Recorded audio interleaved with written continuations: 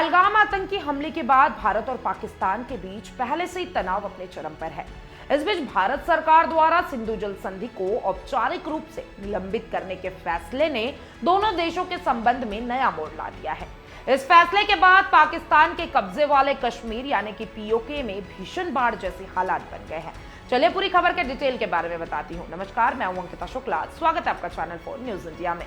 Pakistan media का दावा है कि भारत ने अचानक झेलम नदी में भारी मात्रा में पानी छोड़ दिया, जिससे मुजफ्फराबाद में जलस्तर तेजी से बढ़ गया। हथियान बाला क्षेत्र में हालात बिगड़ते देख प्रशासन ने जल आपातकाल की घोषणा कर दी है।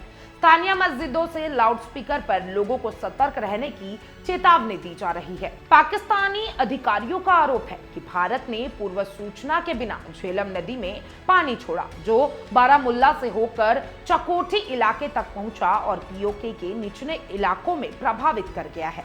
हालांकि भारत की तरफ से अभी तक इस पानी छोड़े जाने की कोई आधिकारिक पुष्टि नहीं की गई है। भारत ने शनिवार को पाकिस्तान को एक आधिकारिक अधिसूचना भेजकर यह स्पष्ट कर दिया है कि अब सिंधु जल संधि प्रभाव में नहीं रहेगी।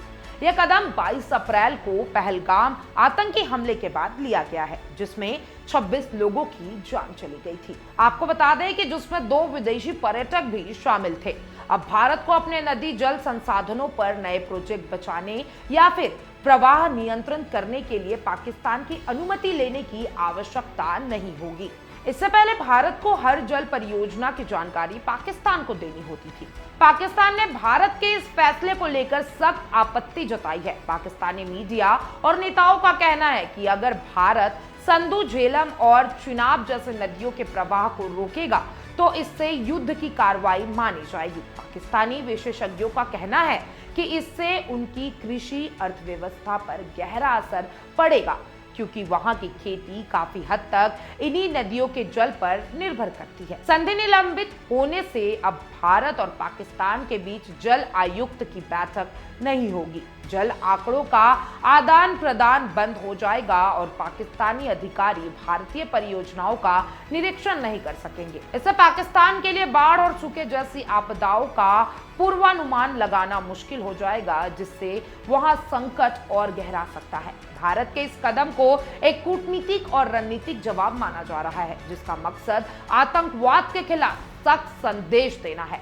हालांकि इससे दोनों देशों के बीच पानी को लेकर एक नई जंग शुरू होते दिखाई दे रही है, जिसका असर केवल राजनीति तक नहीं रहेगा, बल्कि आम लोगों की जिंदगी पर भी इसका असर साफ तौर पे पड़ेगा।